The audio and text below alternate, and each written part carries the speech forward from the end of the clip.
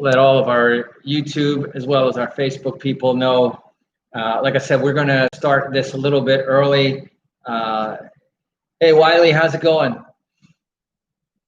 Good to see you again. It's always nice to see all of our regulars that come on during the live. It's amazing that we get a lot more people who catch it a little bit later. Hey, Cindy, how are you? John, how are you? And so we get a lot of listeners afterwards, and the comments come afterwards. But it'd be a lot nicer if I was able to address some of the comments during or right before the live broadcast. We got a lot of stuff to cover today. Amazingly busy week. In fact, that reminds me. But anyway, I don't need those notes. And as I laid out the agenda, knowledge is potential power. Actually, I grew up hearing that all the time. My dad used to say, "Knowledge is power. Knowledge is power." But I soon realized that knowledge is potential power. Knowledge plus action, that's power, and that's incredible power. In fact, today as I was running and going through some of the things in my mind, I think we're getting ready to come on here on the live broadcast. But the difference between all the potential, a lot of people have great ideas, but unless you put those into action, all they are is great ideas, wishes at best. So anyway, I'm going to come on here with the music. We'll go into the show, and then I'll be back with you guys on the break.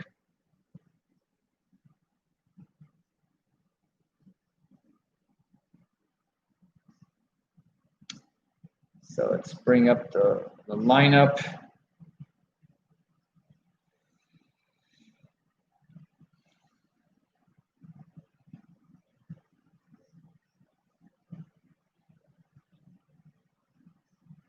Hey, Brian. And hello, South Florida. Welcome to another live edition of the Real Estate Show. In fact, our midweek edition, our midweek report, as I always like to call it.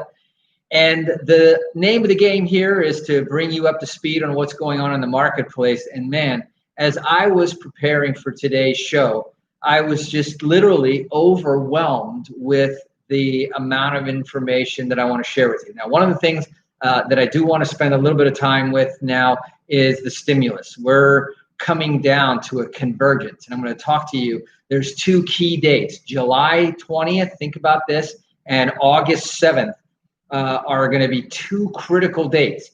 And there's another really important date right in the middle there. Well, actually, it's really closer to the August 7th, but I'll talk about that and why in just a second. Then I wanted to just to give you an idea of why it's so tough to narrow down all of the different things that we're going to talk about. Here's a couple of these are headlines that we could very well spend half, if not all of the show talking about. Number one, wealthy, and this was on CNBC. Wealthy residents are fleeing cities. And they're talking about not only the COVID, but they're talking about the tax implications of the latest, tax revision. And so think about this on the higher end of the marketplace. If you're going to see weakness in the marketplace, that might be where you're going to see it first. Millions have mortgage in forbearance. We've been talking about that. Millions have mortgages in forbearance with private lenders. And that is going to be a whole other story in and by itself. Those who are private lenders may face bigger challenges. Why? Because they don't have to the private lenders don't have to abide by the government moratoriums on government-backed loans. And so if you've got private loans out there and if you went into foreclosure, if you didn't, all worries are off. But be on top of your game there, because also, as I mentioned, I believe it was in yesterday's show, we were talking a little bit about how on the eviction side, there is already a line not formed there's a line formed of landlords that as soon as they open the gates to allow evictions, that the paperwork has already been submitted. And there's a definite queue, a long line there, because quite frankly, the landlords are seeing, and as I mentioned in due defense, landlords, once they get behind on a tenant not having paid 3 months, there is an extremely high risk that the tenants are just going to go, because it's easier for them to put first, last, and security down on a new place than it is for them to catch up the 4, 5, 6 months that they didn't pay, especially if they didn't particularly love where they live, or if their landlord hadn't been taking care of things. So landlords are in queue, the private lenders are in queue, and so that's a key thing. So there's a critical headline that we could spend some time on. Buyers, and this is the first sign that we're going to see this, but buyers are pulling back despite mortgage rates hitting new lows. That was one of the headlines also that I could have chosen from. Now, earlier this week, I mentioned mortgage rates set yet another record low. And again, this article from a different publication said mortgage rates set yet another record low, but home buyers pulled back. And so we're seeing maybe a little bit of a wait and see because of what's going on over there.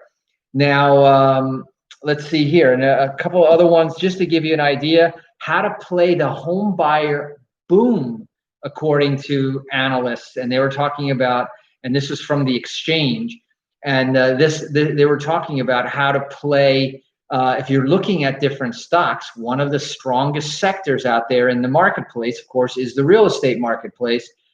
And so we may come back and talk a little bit about that one. And then, of course, another one, we've talked about this in passing than really going into details. But if you are looking for a jumbo loan, yesterday I was talking to a prospect that is looking to purchase a $4.7 million beautiful waterfront property here in South Florida, and looking to put about 50% down, but it's still, a jumbo loan is anything over about $750,000. So obviously he's looking for a $2.7 million loan. And a lot of lenders have taken a pass and said, no, because they don't, you want to think about this in this terms.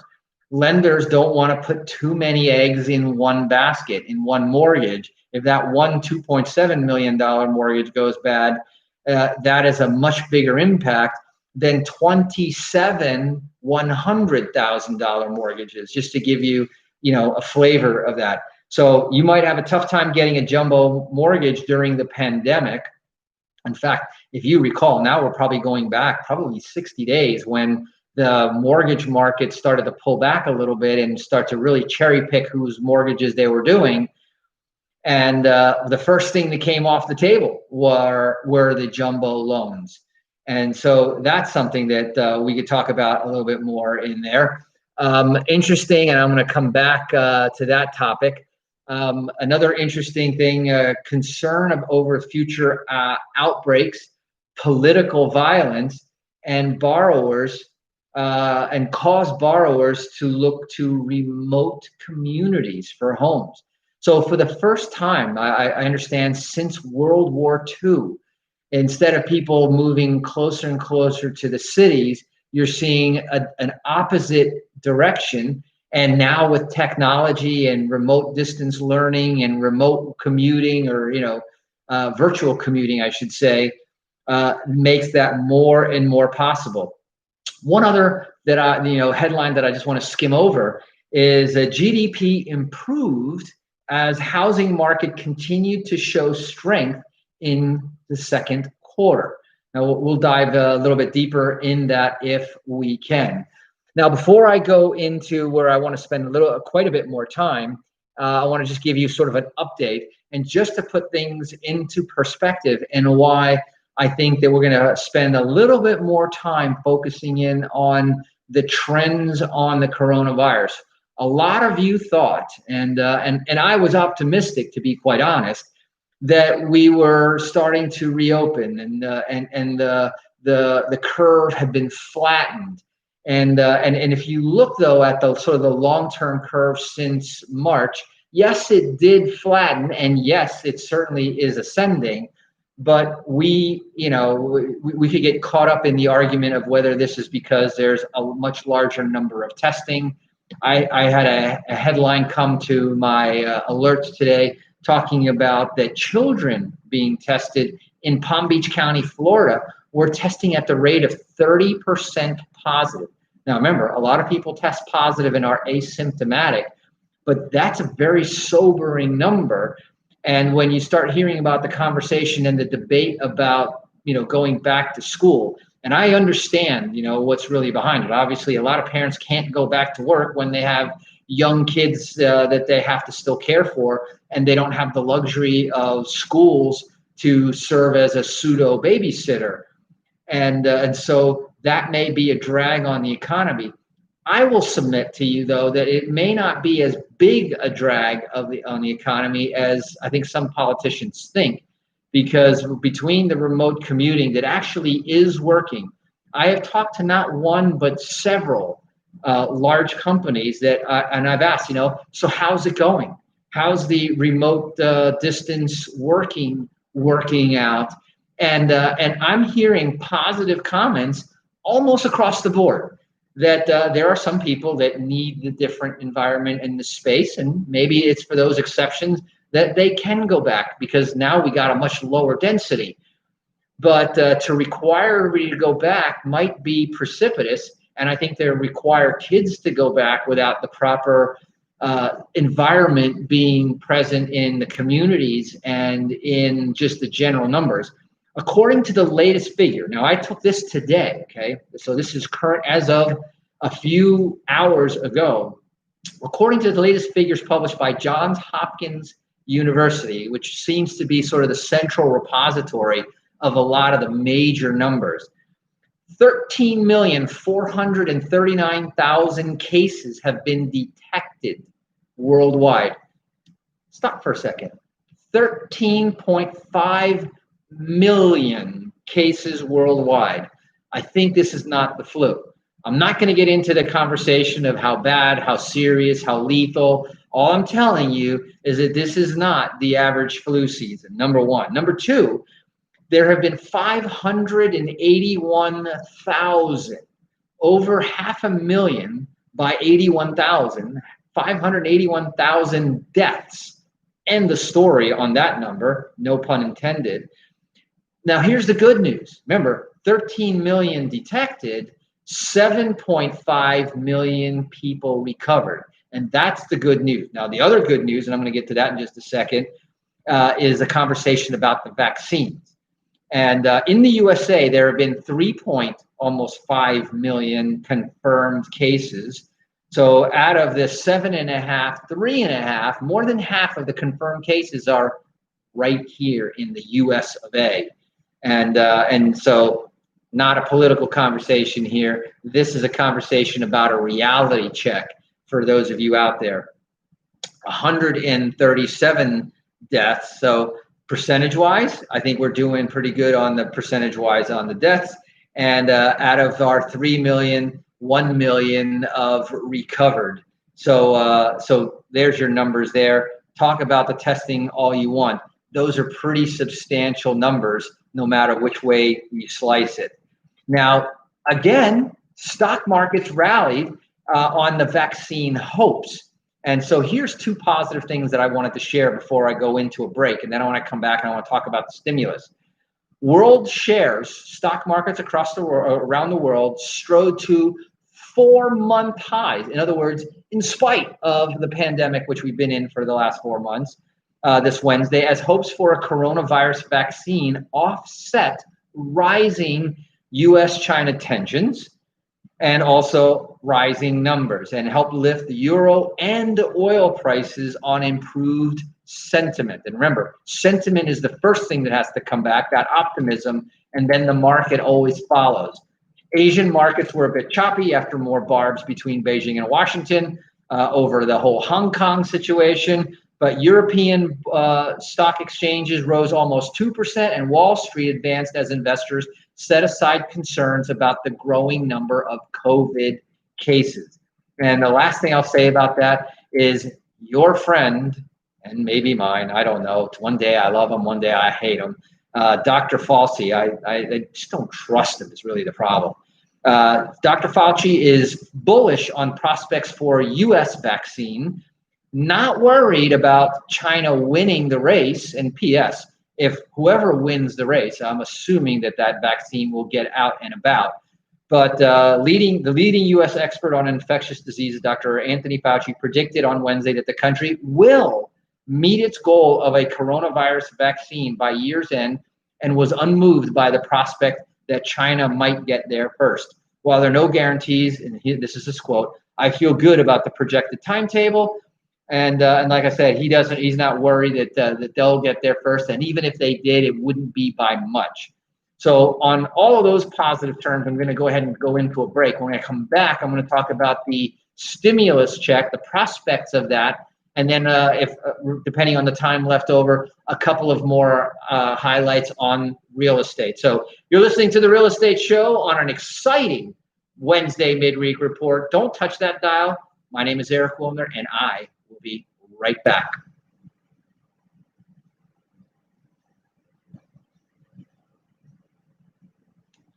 Today's real estate market is full of questions. Eric Wilner. So how is everybody doing? Alex, haven't seen you there in a while. Welcome back. Erica, nice to see you. Brian, how's it going? Are you immersed in studies and learning the systems? I've had some real exciting breakthroughs, by the way, with the automatic landlord, that's the debt shredder. It's just been phenomenal. For those of you who also want to get a free analysis, all you have to do is send me a message either here on our Facebook Live or on our website at automaticlandlord.com. That's automaticlandlord.com. Just say, set me up for a free analysis, and I'll be sure and get you out the analysis sheet. There's no cost, no obligation for the analysis, and I promise you that the experience will be eye-opening, to say the least. What's up? Reminds me of that commercial that I think was that a Bud Light, or was it I think it was a beer commercial when everyone was going, "What's up?" And then they ended up with a wasabi. Got it down 5.7. Wow. So a little testimonial going on right there. One of our Facebook Live viewers, listeners, using the debt shredder, and we went through the analysis, saving several hundreds of thousands, nearly 40% of the interest chopped away. It was a Budweiser commercial, wasn't it, Wiley? And Bud Light. And so you guys know what I'm talking about. I'm not totally just dating myself on that one. But cut his mortgage life down to 5.7 years. We'll have to break down the numbers. And remember, if we put the savings now into an investment, and I think we looked at it at a 1% saving, which is, we can talk on a different show about all of the different options on how to save, multiples of what you can get in the regular marketplace. What he'll end up, we'll turn that, that savings of several $100,000, possibly over $1 million into retirement. So I'm super excited about that. I'm becoming passionate about sharing the debt shredder to more people, because every time that we show these numbers, even when we show these numbers on smaller figures, under $50,000 in total debt, we still shaved years off of the payoff, and tens of thousands of dollars on that debt. So just to give you an idea.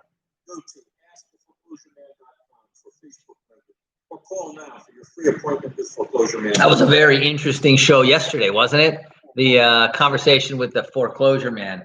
Here's a guy who not only is he extremely highly recommended by one of our clients. Thank you, Brian.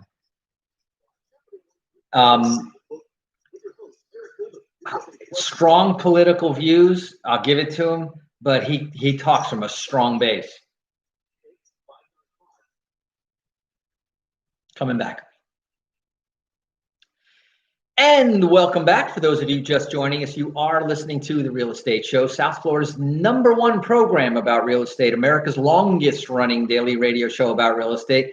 And I think now probably America's most informative real estate show, not just about investing and buying and selling real estate, but about everything around it. So you can make more informed decisions so that you can make more money, keep more money in your pocket, and have more money and a more comfortable life in retirement. You know, it's all about, you know, setting it free. Like I said, the news here that we talk about isn't about predicting the future. It's about preparing for it and being where you need to be, how you need to be there to take the best advantage of whatever the situation is. You know, in all of this, at the end of the day, you know, I don't create the economy. I don't create the situations that cause the, you know, motivated sellers, but I certainly can provide a solution. And so do all of the investors out there provide a solution that in many cases isn't available, that the government can't totally provide.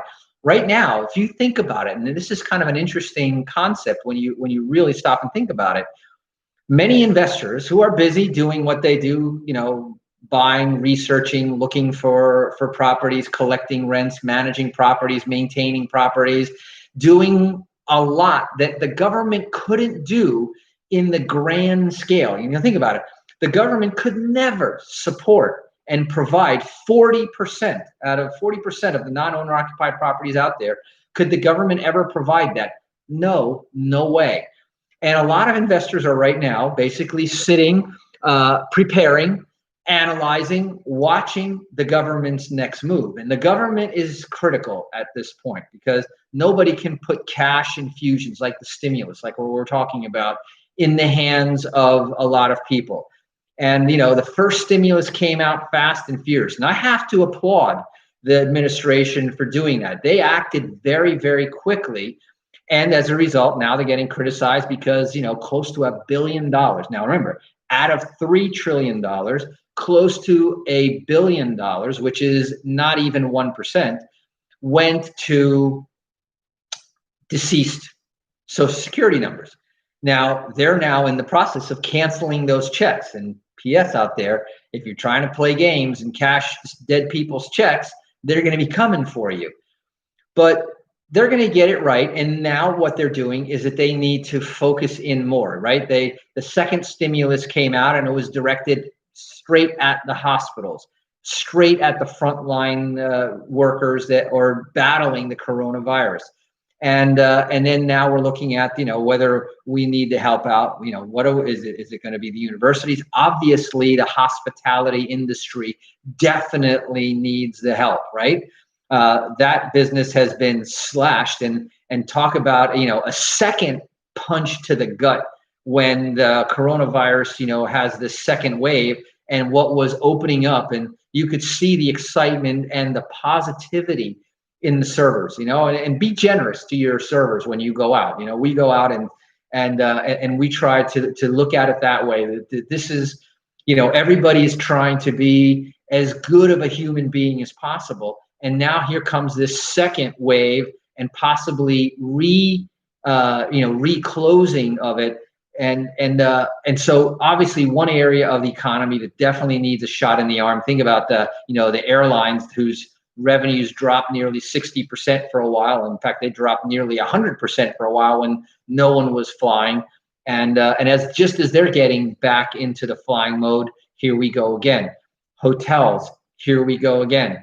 Not to mention all the vacation rental people out there that are basically a parallel hotel and hospitality world. Here we go again. So let's talk a little bit more about the second stimulus check and when could it arrive. And so I let out to you a couple of crucial dates. And as time runs out, we want to talk about that there definitely will be, thanks for that tip, there definitely will be a second stimulus act. The question is, will there be a stimulus check? And so what I went to a number of articles, and I went sort of like by day through what the Senate's summer calendar is, and that I think will give you the best insight. So in a series across his own home state, Senator Majority Leader Mitch McConnell is all about guaranteeing his chamber, and he's come out a number of times saying that they will pass another economic rescue package. And he's saying, his mouth is moving, he's saying that it will include a second stimulus check. We go back in session next week, he said, and in the course of the next couple of weeks, I'll be laying out in the Senate another package, McConnell said on Tuesday, adding, we are looking at another direct payment. On Monday, the Senate Republican made a similar forecast, so 2 days in a row, and he said, I'm predicting that we will have one more rescue package, one more, he said, so hint number one, at least one more, but he said one more rescue package, which we'll begin to debate and discuss next week. So this is great news for more than the 48 million people who filed for the new jobless benefits over the last 6 weeks, but it doesn't complete the story. We tried to dig through the calendar and use a timeline, and I'll tell you this, here's the deal. They're going back into session on July 20th. They all come back. The debate will start. They're supposed to go for the summer recess, a month off in the month of August, starting August 8th. So there's going to be a critical time frame. Also, in that time frame is the unemployment figures will come out. So you can bet that those are going to have influential impacts on each other. So I'm going to have to wrap it up at this point here. They're talking in my ear, getting ready to put the music in here. I'm going to put more stuff on our blog at automaticlandlord.com. Read more about our summary there. But we'll be talking about it also on our show tomorrow and throughout the rest of the week as we get more updates. That's it today for the midweek report here on the Real Estate Show. My name is Eric Wollner. If you want to get more information or if you had a one-on-one conversation, go ahead at the top of the page here at automaticlandlord.com or on our live Facebook page, The Real Estate Show, and book your free appointment for a strategy session or a conversation about your real estate. That's it for today. Eric Wollner signing off. Drive safe, wash your hands, and God bless America. Bye-bye.